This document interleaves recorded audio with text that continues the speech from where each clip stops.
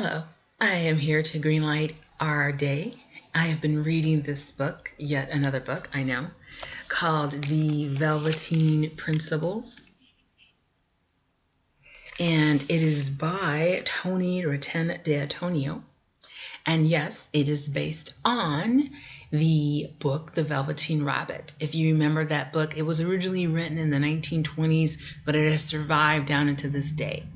And we remember it's about this rabbit. It's a toy made of velveteen and sawdust. And we see the very beginning of the story. Not much hope for that velveteen rabbit. And by the end of the story, the transformation that has happened in that rabbit. Now, reading this story as a kid, you probably didn't get all that. But this book really, shows how the author was trying to influence a whole generation of people about what real is. So I want to start off very briefly with this story. I'm not going to do the whole story, but about the Velveteen Rabbit. This is his very beginning. Now, the little boy has had some type of party. I think it's like a birthday party. He's gotten tons of toys. And he has a nanny, so it leads me to believe that the little boy probably has everything he ever wants, right? So here's the rabbit, the Velveteen Rabbit. For a long time, he lived in the toy cupboard on the nursery floor, and no one thought very much of him. He was naturally shy, and being only made of velveteen, some of the more expensive toys quite snubbed him. The mechanical toys were far superior and looked down upon everyone else. They were full of modern ideals and pretended they were real. Ooh, that is so life today. How many times have we been surrounded by the newest and the greatest? How does that make you feel? Does it make you want to be new and great? Or do you just look at yourself and feel yourself and love yourself and say, I'm made of velveteen and sawdust. I am real. So this is what's starting to happen with the Velveteen Rabbit. What is real? If it's not all this modern new stuff, if it's not all the latest gadget and the modern technologies and being smart, what is real? What is real? Asked the rabbit one day, when they were lying side by side near the nursery's fender before Nana came to tidy the room. Does it mean having things that buzz inside you and a stick-out handle? Real isn't how you are made, said the skin horse. It's a thing that happens to you. When a child loves you for a long, long time, not just to play with, but really loves you, then you become real. Does it hurt?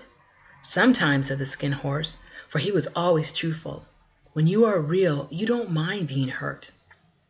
Does it happen all at once? He asked, or bit by bit? It doesn't happen all at once, said Skin Horse. You become. It takes a long time. That's why it doesn't happen to people who break easily, who have sharp edges, who have to be carefully kept.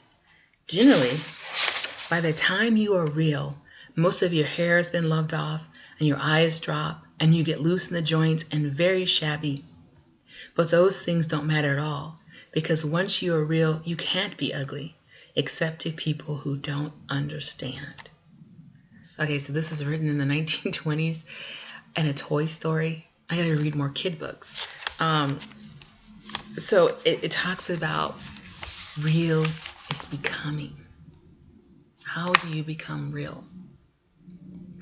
I think one of the first steps is to realize that we're not the object, that we're not the idea.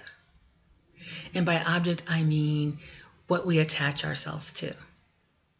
The mother, the daughter, the son, the mayor, the pretty one, the popular one, the rich one. It goes on and on and on. That has nothing to do with the real you, because those titles are objects. And I think we get objectified enough. If you looked in magazines, I think about the most recent Sports Illustrated. No offense to the guys, because men are objectified too. We are broken into parts. Our eyes, our hair, our legs, everything is a part. And the thing that's troubling about that is when we are objects, then we lose feeling, because an object can be manipulated. An object does not have to have compassion and love and kindness. So when we think of life in terms of objects, we lose so much. Because we also begin to think of people as objects, our children, our relatives, our friends. I think about the homeless that I go feed, once a month. And before, I always thought of them as objects, people that I could just walk over on the sidewalk. And now, when we give them food, we actually talk with them and engage in conversation. And they are so real. They're real just like us. And I think it's sad that we are in a world where being objects is just tearing us away from our authentic selves. And so this Velveteen Rabbit, he is on this trek of becoming real. But the thing I like this book says, however, a sensitive reader, and all children are sensitive readers, notice that the little rabbit begins to show signs of being real from the moment that he learns that such a thing is possible. The essence of what is real, kindness, empathy, and individuality is already inside the rabbit. It was born in him.